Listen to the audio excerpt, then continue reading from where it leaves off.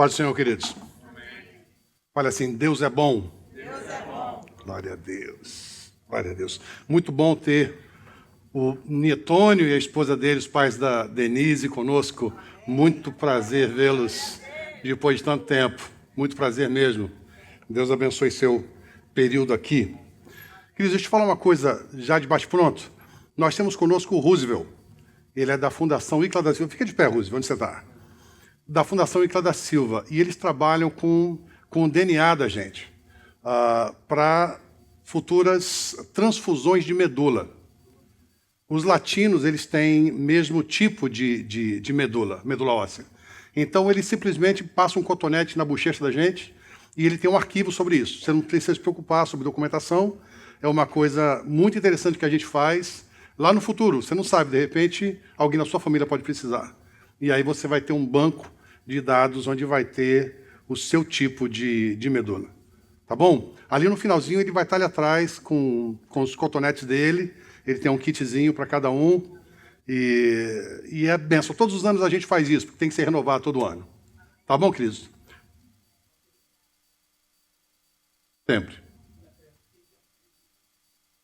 Lógico o que eu acabei de falar. E pessoas de 18.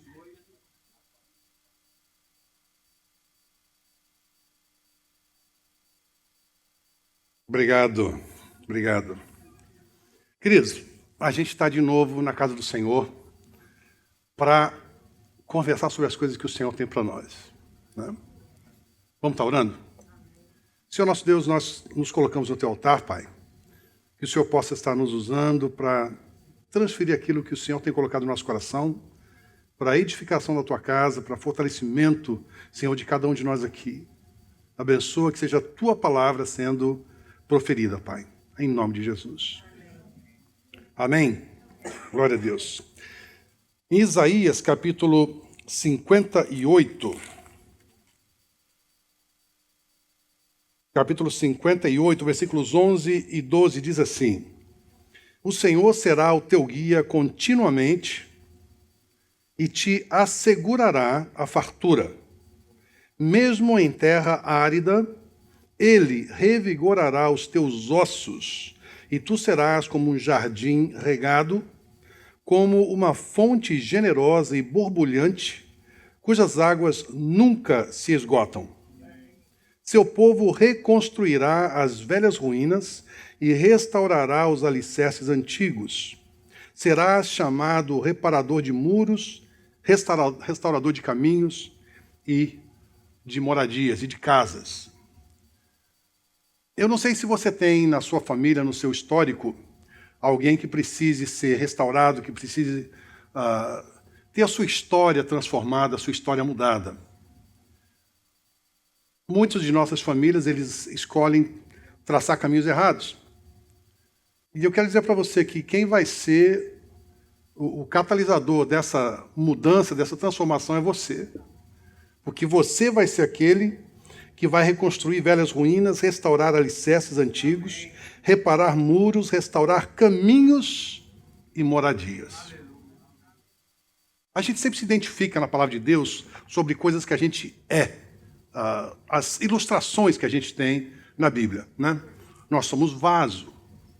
Tivemos uma ilustração do Ricardo na terça-feira sobre um vaso rachado que ele é reparado com ouro.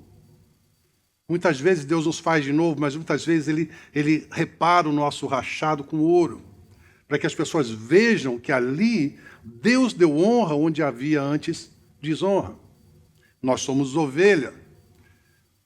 Pastor deixa as 99 e corre atrás da ovelhinha que se desgarrou. Nós somos como várias coisas que a Bíblia fala. Nós somos como ramos, nós somos filhos, nós somos súditos, nós somos servos, nós somos amigos. E pelo andar da carruagem, pelas últimas mensagens que a gente tem ouvido, eu comecei a pensar sobre uma outra ilustração que me aqueceu o coração. Então a gente vai estar falando sobre essa outra ilustração, que você vai saber o que é no meio do meu início aqui. Começou com Rodolfo Abrantes, falando sobre jardim. né? Deus deu início no planeta Terra à vida. A vida, na realidade, teve início antes de todas as coisas acontecerem. Nós temos nosso início em Deus. Mas no planeta Terra nós temos início num jardim. Está lá em Gênesis 2, diz assim: plantou Deus um jardim no Éden. Eu não sei sobre você, mas eu questiono muitas coisas. Não é que questiono de uma forma ruim. Eu questiono assim, por que um jardim? O Senhor colocou colocou o homem num jardim. Quais são as características de um jardim? Né? É um lugar aromático, é um lugar perfeito. A gente falou na terça-feira, é um lugar ideal para você colocar um cara que nunca viu absolutamente nada. Ele estava no paraíso, ele estava no jardim do Éden. Não tinha nada que pudesse dar errado com ele. Quando a gente nasce, o nosso cenário é perfeito. Nós temos, como vocês sabem, a nossa netinha, a Joy, que tem que passar, né? Nasceu quinta-feira. E glória a Deus por isso. Mas quando ela nasce, no mundozinho dela, ela entrou num ambiente perfeito, porque ela grita, tome mamar. Ela chora, sempre tem alguém. Tudo vai dar certo com ela. Ela está no mundo perfeito. Deus nos colocou, Deus quando nos fez, quando colocou o homem no jardim, era para que tudo desse certo para o homem. Era para que ele não tivesse nada na contramão, é que tudo desse certinho para ele. Jeremias 29:11 diz assim: porque eu bem sei os pensamentos que tenho a vosso respeito. Deus coloca ele num cenário perfeito. A Joy nasceu num cenário perfeito. E essa é a palavra que eu liberei sobre ela. Eu sei os pensamentos que tenho a vosso respeito, diz o Senhor, pensamentos de bem e não de mal, para vos dar o fim que desejais. Numa outra versão, um futuro e uma esperança. Isso é coisa do acaso? Não é por acaso. Por que Deus colocou o homem no jardim? Nada acontece por acaso na palavra de Deus. Então, se nós formos colocados no jardim, tem uma razão. Antes da Joy nascer, tem os sinais de que está chegando a hora dela nascer. As mamães aqui sabem. O senso de humor vai mudando, né?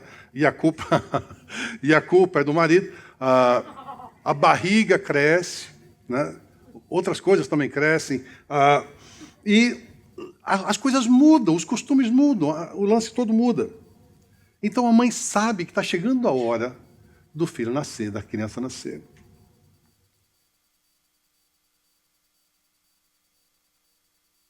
Deus nos fez para si próprio. Existe uma linha denominacional que faz regressão, que faz, em alguns eventos, eles voltam, para identificar, é uma técnica de cura interior, que na realidade é errada, porque existe uma reversão, onde a pessoa volta até o útero da mãe. Isso seria certo se a gente tivesse começado no útero da mãe. Mas o nosso início foi em Deus. Se você for ler em Salmo 139, você vai ver isso.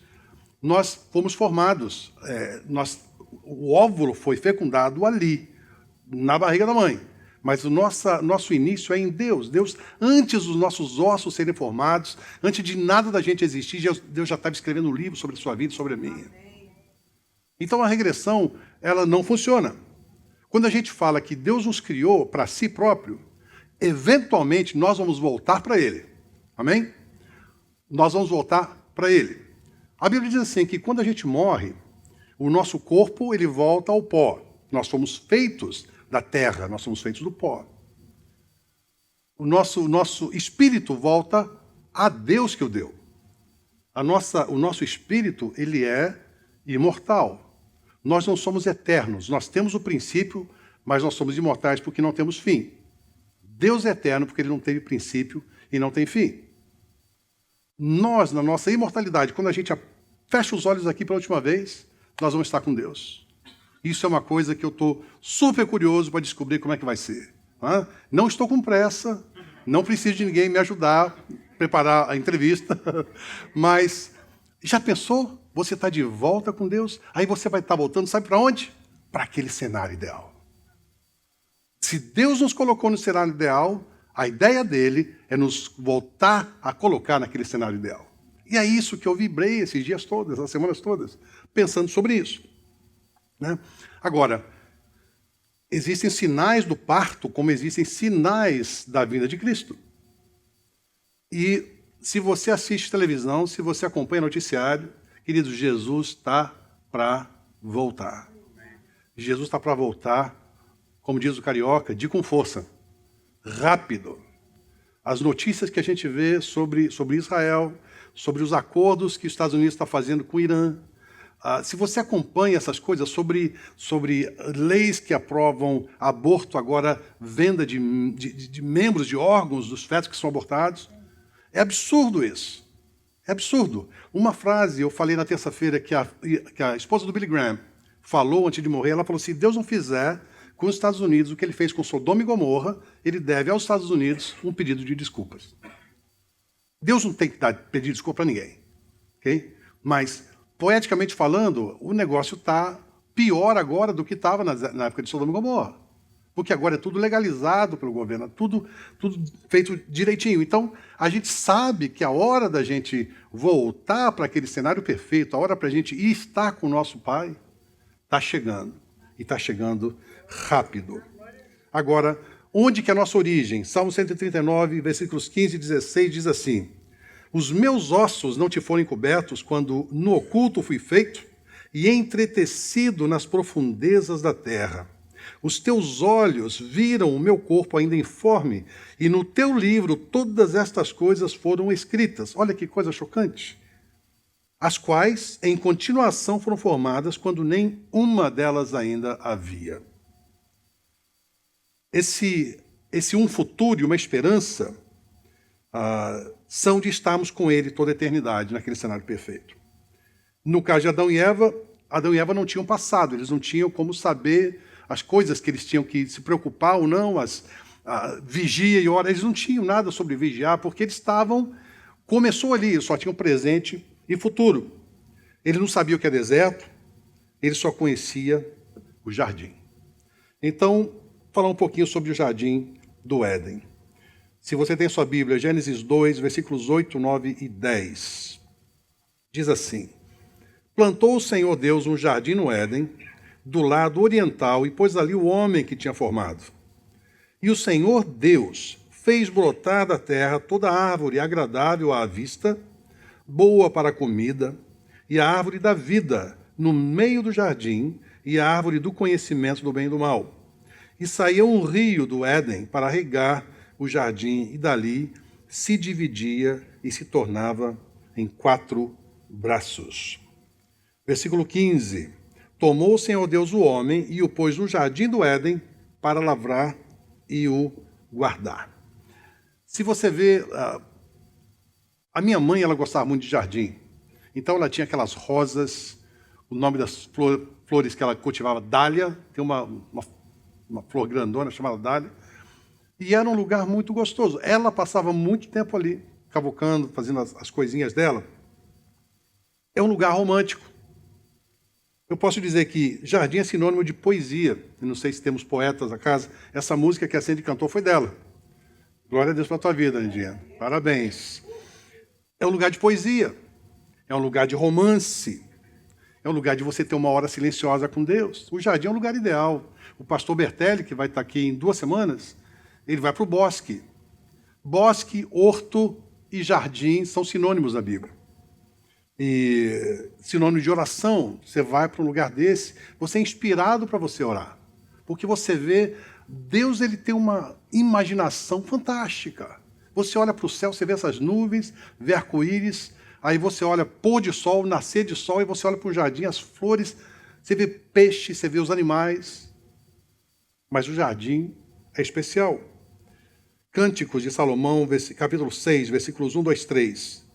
Para onde foi o meu amado, ó mais formosa entre as mulheres? Isso aí é o que eu falo sempre para minha esposa, mais formosa entre as mulheres.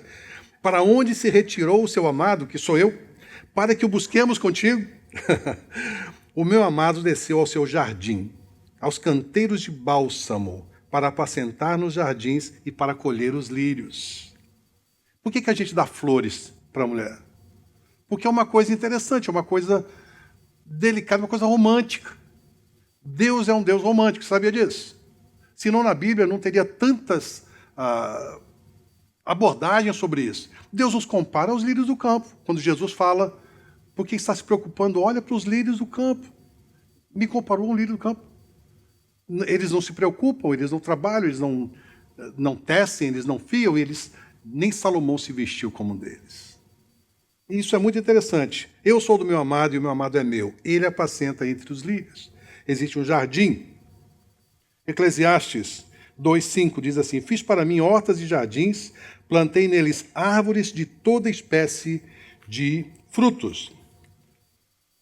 Edificai casas e habitai-as, e plantai jardins e comei do seu fruto. Uma das coisas que a gente vê que tem no jardim, além da poesia, além da beleza, além das flores, é alimento. Aí eu comecei a ver as similaridades entre nós e o jardim.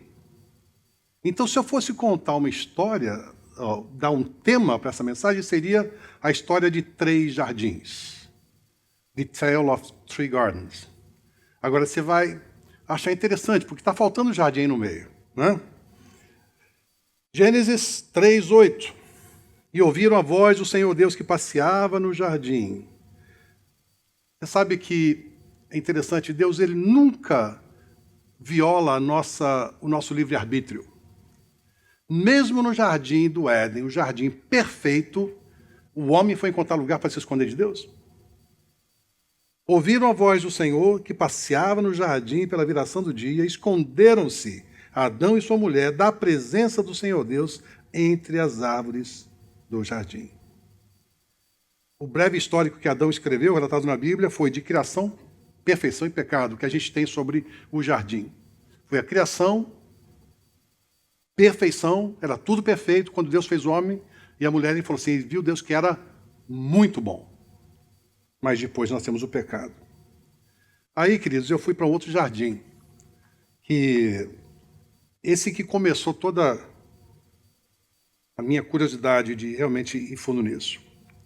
É um jardim chamado Getsemane. Getsemane geralmente é nome de cemitérios. Eu sei porque o pai da minha esposa ele foi enterrado num cemitério chamado Getsemane, ali no Rio de Janeiro. Porque Getsemane é lugar de tristeza. Getsemane é lugar de lamento. É onde Jesus escreveu com sangue a garantia de perdão para a gente. A criação do homem começou no Jardim do Éden. Perfeição,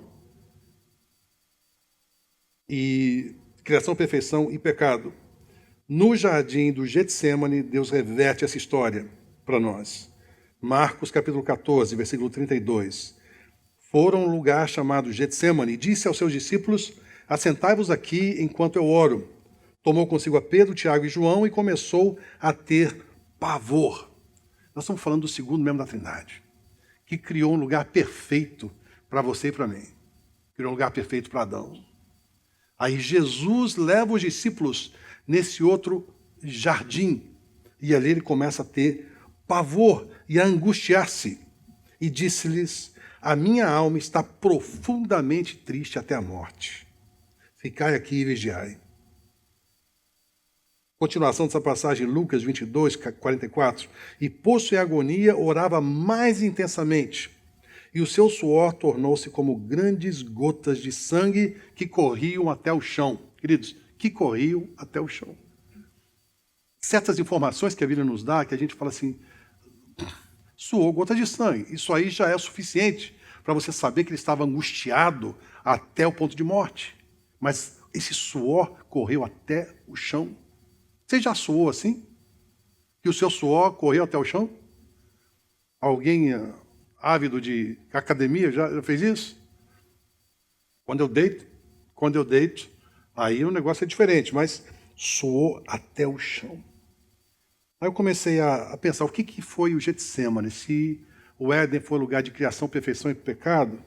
Getsemane é o lugar de enfrentar a realidade, lugar de suar gotas de sangue, lugar de oração, lugar de mostrar fidelidade a Deus quando Jesus falou com os discípulos, lugar de vigiar, lugar de renúncia e entrega total, lugar de obediência, lugar de luta emocional, lugar de batalha espiritual. A gente foi criado num ambiente perfeito, mas como Jesus passou por esse outro jardim, Jesus mesmo fala, no mundo tereis aflições. A gente vai passar por um lugar desse, onde nós vamos ter nossas batalhas, nossas lutas, nós vamos ter as nossas horas de renúncia, a gente vai ter que escolher as nossas batalhas, a gente vai ter que escolher nossas amizades, vamos ter que escolher os nossos hábitos, nosso vocabulário, nós vamos ter que escolher o que a gente recusa aceitar na nossa casa. Nós vamos ter que chegar numa hora, e a gente vai ter isso. No Getsemane não tinha lugar para se esconder. Os discípulos adormeceram quando Jesus falou para eles, orem comigo. Eles não puderam se esconder dessa vez. Jesus foi e orou. Existe lugar para oração ali. No Éden não tinha lugar para oração. É no jardim. Agora, no Getsemane, você vê, geralmente quando a gente está atribulado é que a gente mais ora, não é verdade? Quando você está bem, parece que, escuta, acertei o lado bom do meu Deus, estou fazendo tudo certinho, ele está se comportando, e porque eu estou me comportando, ele não está fazendo nada. Então você não precisa falar com Deus. Isso é um erro. Getsemane. Não tinha lugar para se esconder, estava tudo escancarado. O desespero de Jesus a gente vê ali e a displicência dos discípulos. Você sabe o que é displicência? Assim não. Você sabe o que é displicência? Quando você não dá atenção devida. Eu detesto conversar com alguém que conversa comigo olhando para os lados. Eu não consigo fazer isso. Eu não consigo conversar com aquela pessoa. Eu paro, às vezes eu mudo de assunto e a pessoa não percebe que eu mudei de assunto. Aí realmente, meu mundo cai. A pessoa realmente não estava prestando atenção. Não só não estava olhando, mas não estava prestando atenção no que eu estava falando. Às vezes eu saio, deixo a conversa no meio do jeito que estava. Displicência. É tipo você tratar alguém como se aquela pessoa não fosse ninguém. Simplesmente ignorar. Os discípulos, imagina, Jesus. 3 anos e meio estavam com Jesus. E Jesus fala para eles, escuta, eu estou angustiado. Minha alma está cheia de pavor. Por favor, ora por mim. E Jesus sai e volta, estão os 3 dormindo. Queridos, não deixa isso acontecer na tua vida, em relação às coisas do reino, em relação ao Espírito Santo de Deus, em relação à presença de Deus do teu lado, em relação à santidade que tem que ser a tua casa e a tua mente. Não deixa essa displicência tomar conta. Éden e Getsemane. Éden é lugar de prazer, Getsemane de pavor. Alegria versus agonia, sorrisos versus soluços. E logo depois Jesus é crucificado. Você está no Éden, está tudo perfeito para você? Cuidado, porque se a gente não se policiar, a gente age com displicência. E Deus vai cobrar isso da gente. João 19, 41 diz assim, e havia um horto, um jardim, naquele lugar onde fora crucificado, e no horto um sepulcro novo, em que ainda ninguém havia sido posto. Então Jesus é sepultado ali, depois de 3 dias ele ressurge em glória. Glória a Deus por isso. Glória a Deus por isso.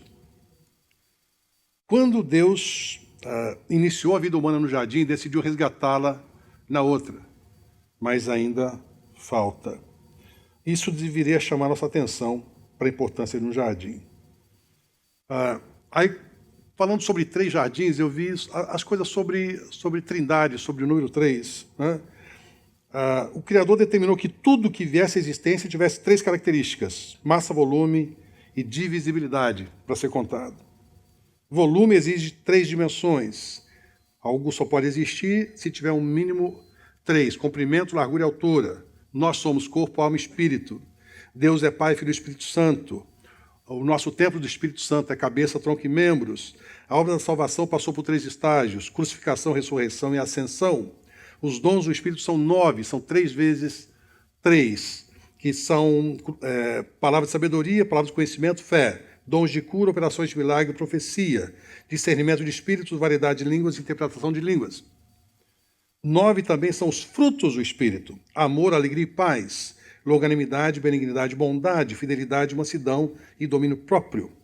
3 são as virtudes dadas por Deus: fé, esperança e amor. São 3 os testemunhos de Cristo: o Espírito, a água e o sangue. Então, existe algo interessante sobre três coisas em seguida. E por isso eu puxei para fazermos os 3 jardins, que foi o Éden, foi o Getsemane e agora o terceiro jardim, que é você e eu. Nós podemos, através de uma liberdade poética, de uma interpretação de texto, dizer que nós somos a figura de um jardim. A gente já leu ali em Isaías 58, 11, o Senhor te guiará continuamente e fartará a tua alma em lugares áridos e fortificará os teus ossos. Serás como um jardim regado, como um manancial cujas águas nunca faltam. A Bíblia diz que de nós vai sair um rio de águas vivas.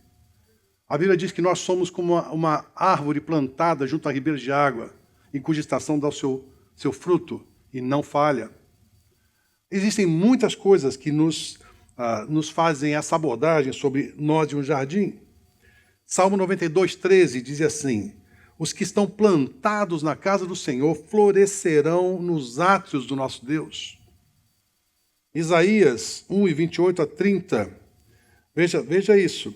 Mas os transgressores e os pecadores serão juntamente destruídos, e os que deixarem o Senhor serão consumidos, porque vos envergonhareis pelos carvalhos que cobiçastes, e sereis confundidos pelos jardins que escolhestes. Porque sereis como o carvalho ao qual caem as folhas, e como o jardim que não tem água. Uma das nossas características como jardim, que nós vamos ser um jardim regado, conforme Isaías 58, 11.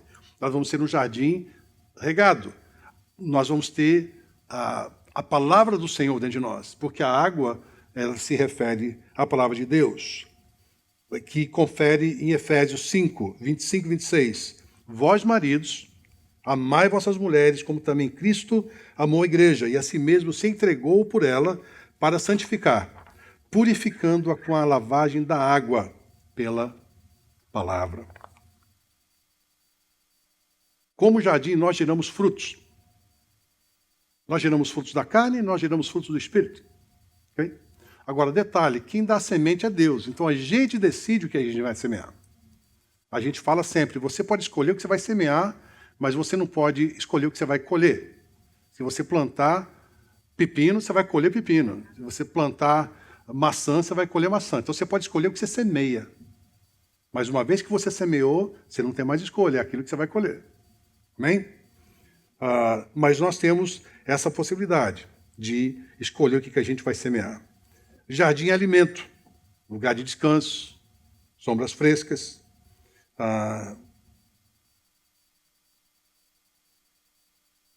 No Éden, nós temos a razão da vida. Deus fez o jardim para o homem. Getsemane é a razão da morte.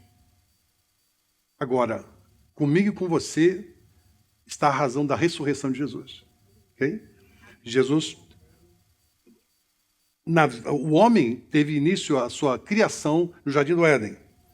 No Getsemane aconteceu a obediência de Cristo para ir à morte e morte de cruz. E por causa de nós aconteceu a ressurreição. No Éden foi a criação, no Getsemane a redenção e comigo é a adoração. No Éden, o homem andava com Deus. No Getsemane, o homem andava com Jesus. Hoje, o homem anda com o Espírito Santo. Deus fez o Éden para o homem, Deus fez Getsemane para Jesus. Deus fez a você e a mim para si próprio. Nós vamos ser um jardim regado, O nosso louvor sobe como aroma suave. Tudo sobre nós, queridos, tem a ver com o jardim, se você for analisar isso. No Éden, o homem peca. No Getsemane, Jesus leva a culpa. E eu recebo a glória. Paulo fala, eu me glorio na cruz de Cristo. Oh, glória a Deus por isso. No Éden, o homem se esconde de Deus. No Getsemane, o homem despreza Deus. Muitas vezes eu entristeço Deus. Tessalonicenses fala, não extingais o Espírito Santo. O Espírito Santo é como uma pomba, ele é mostrado como uma pomba. Você não pode andar na direção de uma pomba para pegar, porque ela se assusta. Não entristeceis o Espírito Santo, é isso que a gente faz hoje. No Éden, Deus trabalha e dá alimento, ele prepara o Éden. No Getsemane, Jesus trabalha. E hoje quem tem que trabalhar somos nós.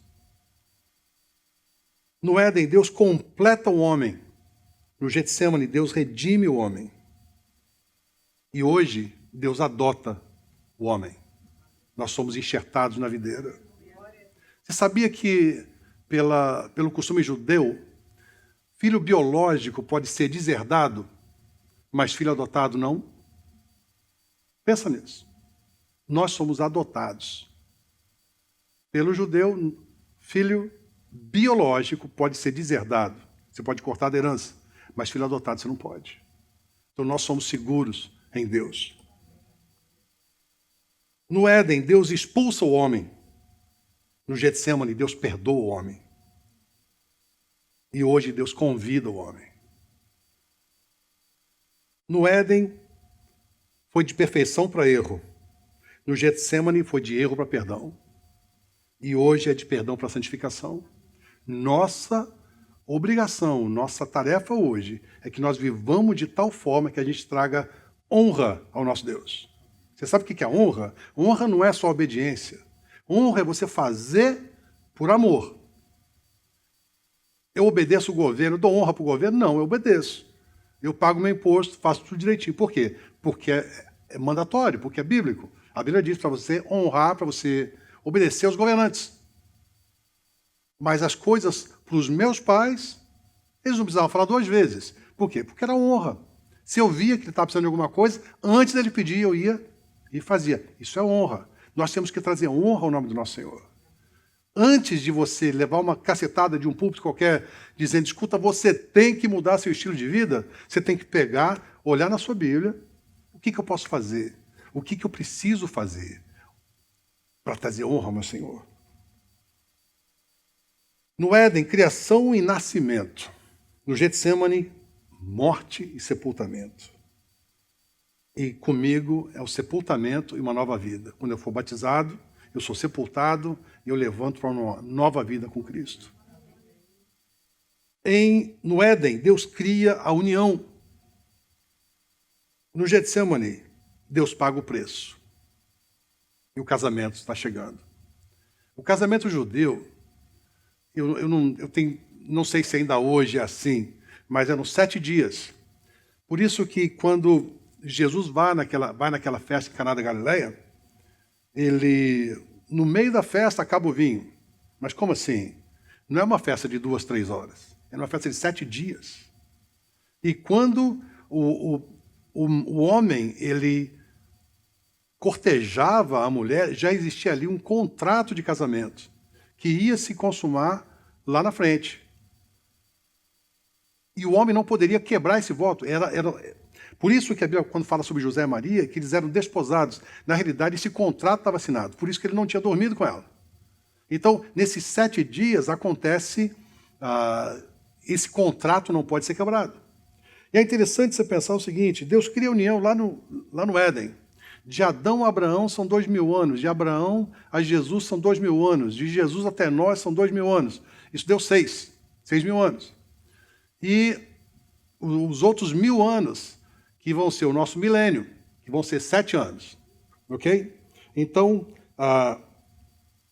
Deus pagou o preço no Getsemane. Ele assinou o contrato de casamento entre Cristo e a sua igreja, entre Cristo e a noiva. E nós estamos 7.000 anos, são 7 dias. É a festa do judeu. O casamento está para acontecer. Jesus está para vir, para voltar a buscar a sua noiva. E isso, que nem eu falei no começo, já é uma coisa que a gente tem que ficar de olho, prestando atenção nos noticiários. Sinais são evidentes. Assim como a grávida sabe quando vai nascer o neném, é só você assistir televisão, só você acompanhar isso. Adão e Eva não tinham passado, você e eu temos. Então a gente tem que olhar no retrovisor, querido. Você não pode viver no passado, você não pode, sabe, ficar... Quando você lembra uma tristeza, você chora 2 vezes, quando você lembra uma alegria, você ri 2 vezes. Né? Mas esse negócio de lembrar de pecado não é coisa boa não, viu? Porque aí você pode pecar 2 vezes também.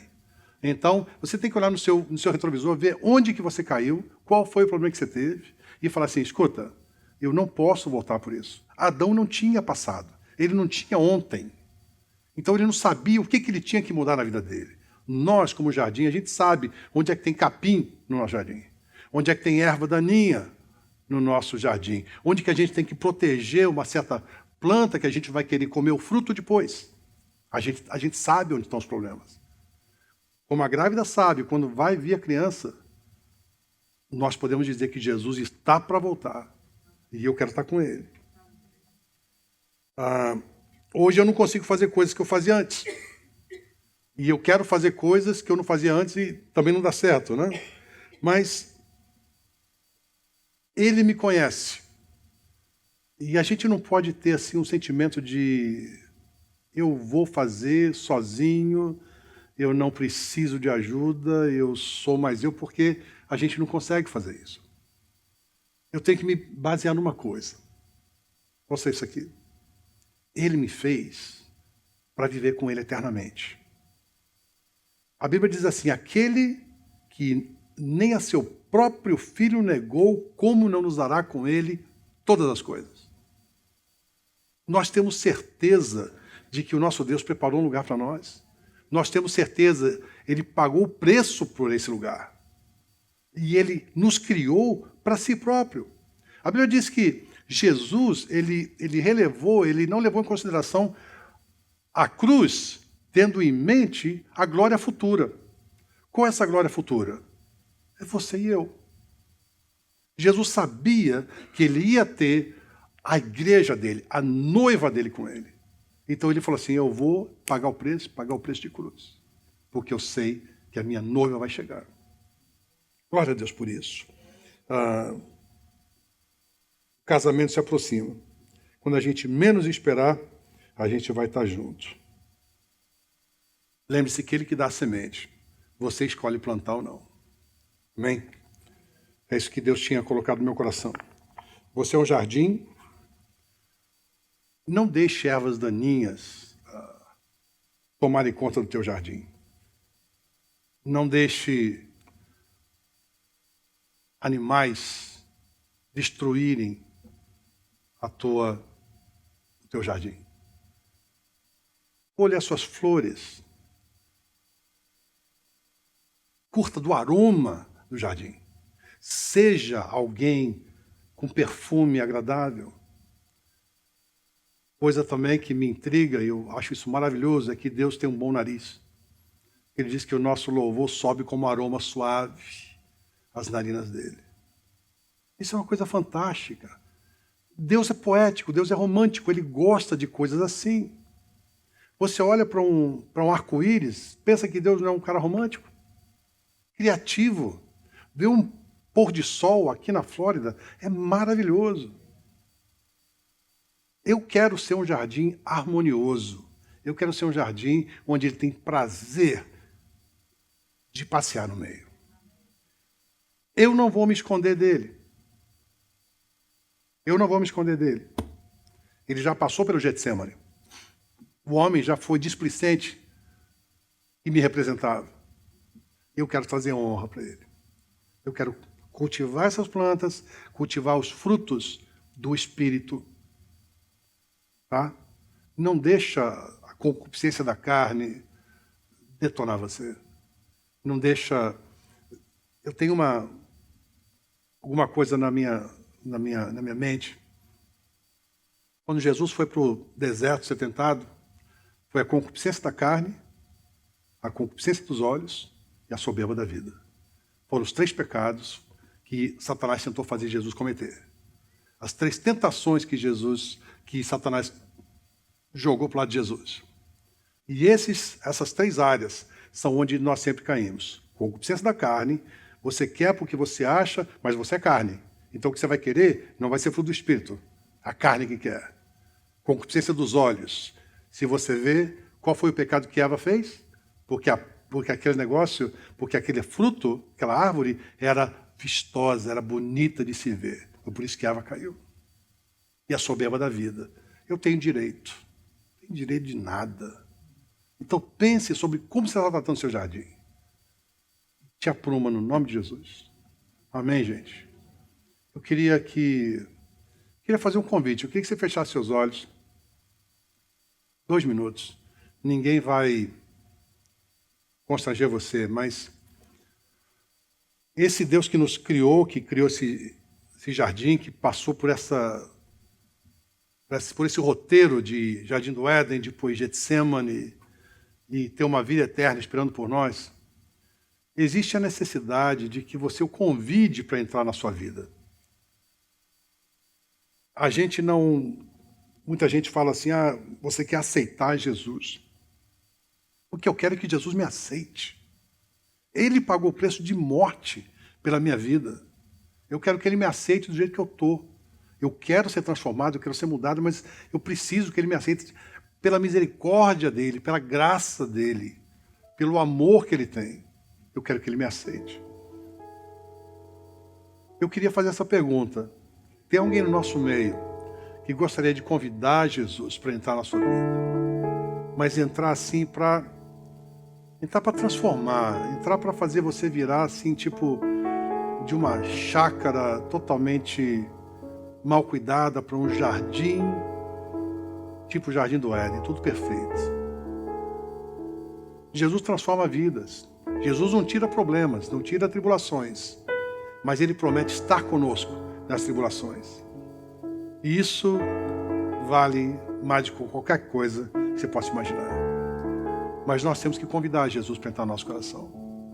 Então, se você ainda não convidou Jesus, faz um sinal com a sua mão. Eu só quero orar por você. A gente vai ter a ceia logo em seguida. É um dia ideal para você poder convidar esse Jesus para entrar no seu coração. Tem alguém no nosso meio que gostaria de convidar Jesus?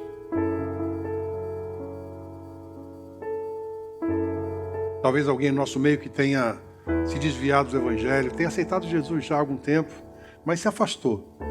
Não matou ninguém, não fez nada radical, mas perdeu contato com a casa do Pai. Você também precisa voltar para a casa dele. Você é parte dele, ele comprou você com o sangue dele. E você precisa voltar. Tem alguém no nosso meio que precise falar para ele, Pai, me perdoa, me aceita de volta? Levanta sua mão, deixa eu orar por você. Eu sei que tem gente aqui no nosso meio que precisa aceitar Jesus, precisa convidar Jesus. Eu tenho certeza disso. Não deixa a cadeira te segurar não, querido. Existe uma diferença brutal para quem fizer essa decisão. É a diferença entre céu e inferno, uma vida sem paz para uma vida com a paz que passa todo entendimento. Não é a ausência de problemas, é a presença de paz. Existe alguém? Senhor nosso Deus, nós te louvamos, Pai, porque a tua palavra ela não volta vazia. Abençoa que ela possa germinar nos corações e como uma flor no jardim, Senhor, ela possa trazer um aroma suave e que nós possamos nos lembrar dessa palavra nos dias futuros e te honrar, Pai, e nos preparar para a tua volta, para aquele casamento que nós sabemos que está prestes a acontecer. Abençoa cada família aqui, Pai, que cada um possa nutrir esse jardim, cada um possa, Senhor, tratar bem, possa impedir que ervas daninhas se apoderem, Senhor, de partes do nosso jardim e assim venham a prejudicar, Senhor, o nosso relacionamento contigo. Dá-nos consciência, faz com que nós não tenhamos mais, Senhor, falta de diligência com as tuas coisas, mas que nós possamos te honrar, te adorar, Pai, como nosso Pai, como nosso Deus, como aquele que cuida do nosso jardim. Nós oramos em nome de Jesus. Amém?